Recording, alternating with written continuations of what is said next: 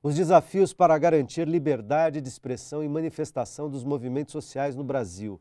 Participam desse debate Alexandre Pacheco Martins, advogado criminalista, Marcelo Buzetto, cientista político, e Oswaldo de Oliveira Santos Júnior, coordenador do Núcleo de Formação Cidadã da Universidade Metodista. Apesar da crescente repressão, os movimentos sociais seguem a reverberar suas vozes nas ruas, nas praças, em prédios públicos, na rede virtual, para fazer a transformação e a história do país. Quais seriam as melhores vias para driblar as tentativas de inibição, amedrontamento e fazer ouvir as demandas da sociedade com o aumento das possibilidades de interferência na construção das políticas públicas? Alexandre, como enfrentar esse tipo de repressão que os movimentos sofrem? Eu costumo brincar com os movimentos que eu trabalho, os movimentos que eu advogo, que é: continua na luta que depois a gente resolve o problema. Se a polícia pegar, a gente vai lá e resolve. Com um pouco de técnica, com uma qualidade no trabalho, a gente acaba, de um jeito ou de outro, resolvendo posteriormente todo esse aparato que é utilizado para a repressão. Depois a gente vai com um pouquinho, vai ali, aqui a gente consegue resolver. Mas é continuar na luta. Eu acho que o maior exemplo dentro da minha geração, que eu consegui ver na rua, que deu certo, sem dúvida, a Marcha da Maconha. Tantas e tantas vezes reprimidos, tantas e tantas vezes indiciados por incitação ao crime. A gente brinca assim: os maconheiros continuaram na rua, ou quem não utilizava da Mas substância, era a favor da liberação. mas era a favor das liberdades públicas subjetivas, foi para as ruas com placas e tudo mais, até que chegou ao Supremo Tribunal Federal e eles falaram: deixa os meninos falarem, faz parte da discussão, faz parte da sociedade, faz parte da democracia permitir que as pessoas discutam. Se vai ser legalizado, se vai ser liberalizado, é um momento posterior. É simples assim, né? Deixa falar. Deixa que isso tenha possibilidade da sociedade ouvir, concordando ou não.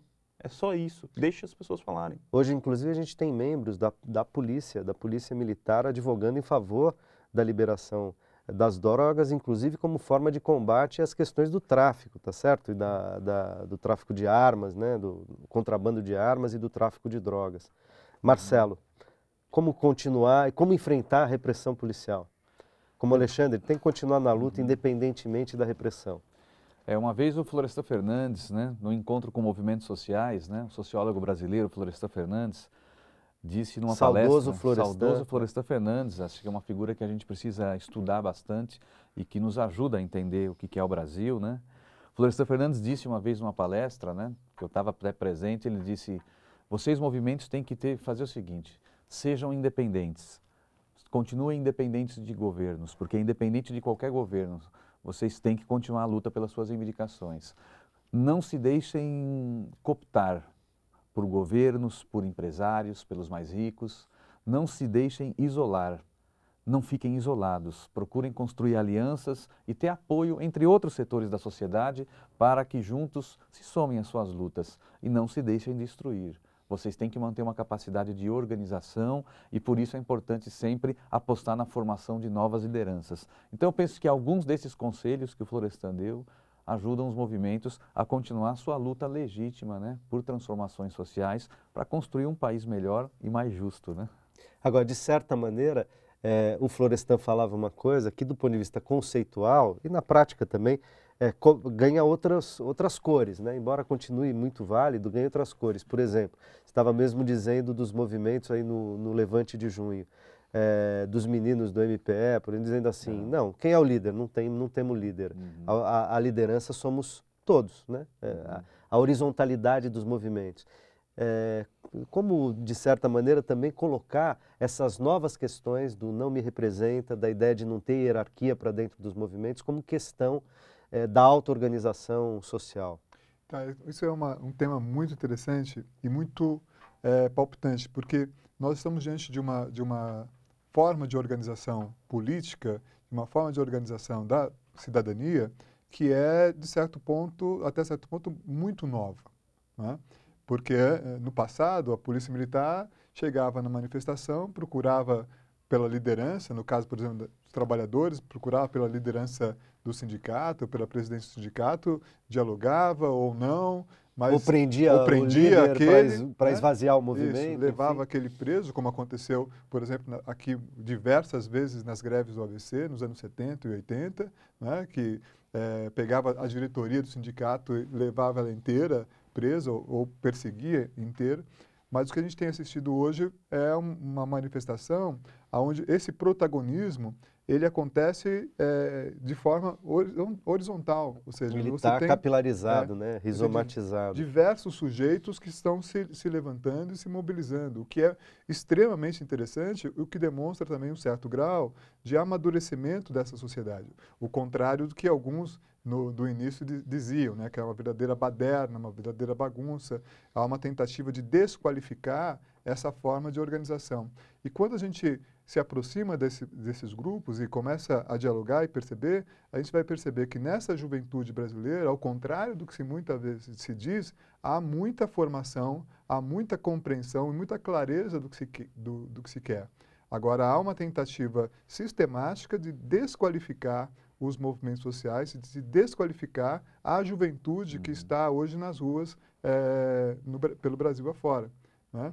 Justamente para tentar dizer é um black bloc caviar, né? É um grupo de classe média que não tem o que fazer. A esquerda caviar. Né? A esquerda caviar. Isso não é real, isso é uma tentativa ridícula de desqualificar a participação popular e essa juventude que hoje está nas ruas e está buscando a transformação política e social. Inclusive construindo novas formas de organização, Exatamente.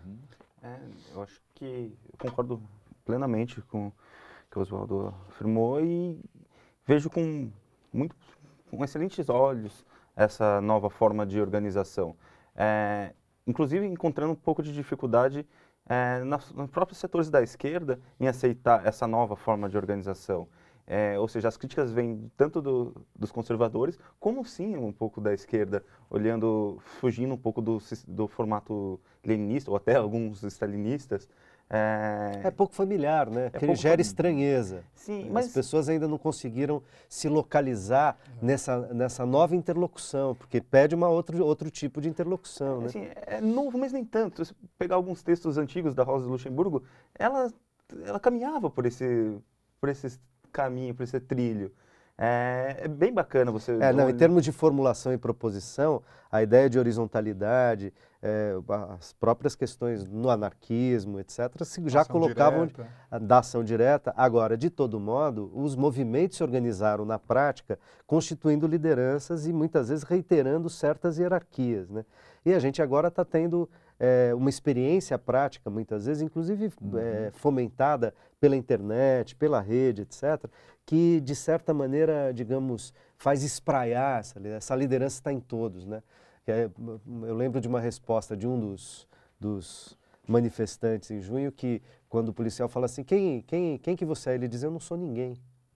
Porque não sou eu, é o movimento, não precisa ter uma persona, né? Ou fulano, eu não sou ninguém, eu sou o movimento. Agora, acho que é preciso combinar diversas formas de luta, diversas formas de organização, né? Acho que os mais antigos, os mais velhos aí de movimentos, os movimentos e formas de organização mais tradicionais, não podem, devem evitar o preconceito contra as novas formas. Sim, desqualificar e vice-versa, né? Mas os mais jovens, eu acho que também não devem cair numa arrogância de achar que a história começa a partir do momento em que eu comecei a participar de maneira mais organizada da história. E aí desconsiderar toda uma história de luta e de organização dos sindicatos, dos partidos de esquerda e tal. Então, penso que tem que ter um diálogo entre as novas forças, os novos militantes, as novas formas de organização, com as formas já tradicionais. Porque eu acho que esse diálogo e essa diversidade de formas, grupos, movimentos, é que vai construir uma grande mudança social no país e no mundo, né? Não tenho dúvida. Quer dizer, e acho que, na verdade, elas não são excludentes, né? Não. Elas têm pautas que são comuns e, portanto, podem se somar, porque você tem, querendo ou não, muitos movimentos sociais que já se institucionalizaram e que já construíram um modo de organização visível, reconhecível. Porque, na verdade, daqui a pouco, essas novas formas de organização também vão se tornar visíveis e inteligíveis, né? Até que outras nasçam. É assim que funciona. Mas é muito interessante observar que o impacto desses novos movimentos, se a gente pode chamar assim, na realidade, se a gente olhar para a história dos movimentos sociais, a gente já chamou de novos movimentos, coisas que aconteceram nos anos 80, né? Mas, na realidade, esse momento histórico que a gente está vivendo, o impacto das jornadas de julho, provocaram uma reação, um renascimento dos movimentos tradicionais que estão presentes na sociedade. Né? De certo modo, os partidos voltam às ruas, né? Os movimentos organizados também voltam às ruas e, de certo modo, 12, 14 meses depois, a gente vai observar que há um reequilíbrio e um diálogo entre esses movimentos tradicionais e esses novos movimentos. E é o que a gente está assistindo nesse momento, um certo equilíbrio, e não um recuo dessas forças, mas esse diálogo, me parece que ele começa a acontecer. Eu vejo uma balança, se a gente olhar para junho, os partidos, os sindicatos foram muito reprimidos, inclusive pela classe média que esteve nas ruas, gritava sem partido, sem partido, sem partido, e os movimentos autônomos, horizontais, de alguma forma protegeram os partidos, os sindicatos, falaram assim, nós não somos antipartidários, queremos deixar bem claro que nós não somos partidários, não somos apartidários. Mas não antipartido, né? Nós não temos nada contra essas pessoas, só não é a nossa forma de organização. E hoje em dia, passado esse primeiro momento de junho, veio a repressão por forma de inquéritos policiais, prisões e tudo mais.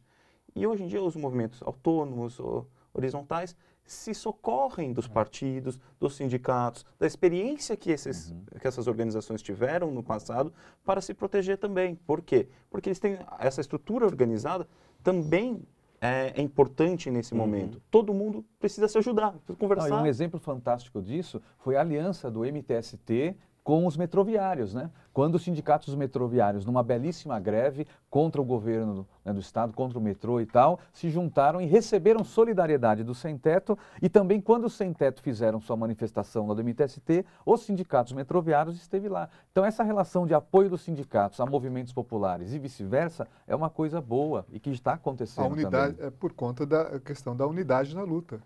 Essa unidade na luta ela é fundamental para a construção dessa transformação social que é urgente no país. E as pautas fundamentais são unitárias, né? Quer dizer, não há me parece, pelo menos, que no fundamental, as grandes questões, elas são próprias de todos os movimentos, embora eles segmentem, né? Se tem um movimento que fala de transporte público, mas o movimento que fala de transporte público, ele está além do transporte público na articulação com moradia, com direito à cidade, com cidadania, quer dizer, embora você tenha um movimento pela moradia, mas o movimento pela moradia, ele está também discutindo moradia como acesso à cidade, com bens, com possibilidade de trabalho, quer dizer, essas pautas, na verdade, se somam, elas são partes do mesmo conjunto de questões sociais que o Brasil precisa enfrentar. E a violência pega todo mundo, você vê, metrô, 42 metroviários foram demitidos e o metrô se recusa a recontratar esses 42 metroviários. E o Poder Judiciário, aliado ao metrô, continua insistindo em criminalizar esses metroviários, né? Para que eles sejam demitidos, porque a demissão foi por justa causa. Então veja como também o sindicato é criminalizado nesse processo, né?